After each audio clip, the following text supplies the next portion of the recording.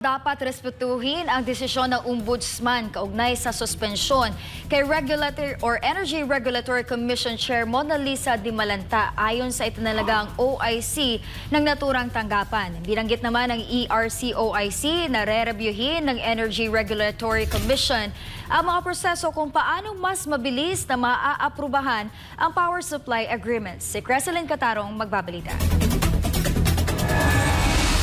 Itinalaga si Attorney Jesse Andres bilang Officer in Charge o OIC ng Energy Regulatory Commission. Siya ay pansamantalang hahalili kay ERC Chairperson at CEO Mona Lisa Dimalanta na sinuspende ng Office of the Ombudsman sa loob ng 6 na buwan. Sa isang public briefing, sinabi ni Andres na sa kanyang parte naman ay tiniyak niyang tuloy-tuloy ang serbisyo at trabaho sa Energy Regulatory Commission.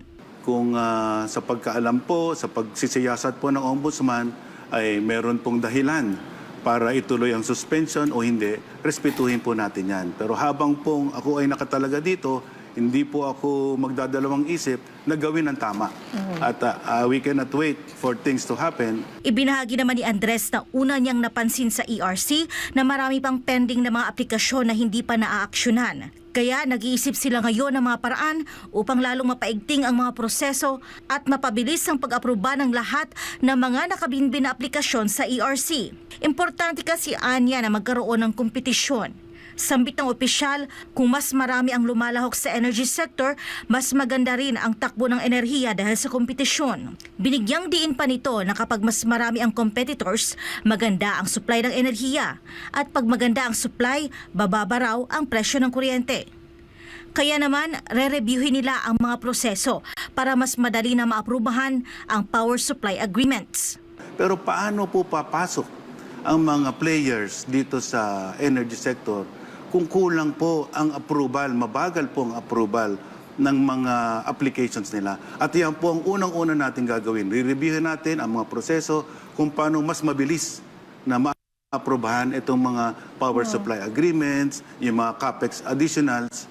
Ngayon, ani Andres, nakahanap sila ng magandang solusyon matapos pulungin ang mga commissioner. Sabay ipinaiintindi sa mga ito ang importanteng tungkulin ng ERC. Plano naman ni Andres na makipagpulong din sa stakeholders para sa policy making nang sa gayon hindi naiiwan ang mga interes ng mga taong may advokasya tungkol sa enerhiya. At darating po tayo sa panahon na yan very soon where I will have a chance, to engage with you and I will assure everyone of a level playing field and a fair administration of energy regulations. Patatandaang ipinag-utos ng Office of the Ombudsman ang preventive suspension ni ERC Chair Dimalanta, bunsod ng reklamong inihain ng National Association of Electricity Consumers for Reforms Incorporated o NASICOR. Para sa Diyos at sa Pilipinas kong mahal, Creselyn Catarong, SMNI News.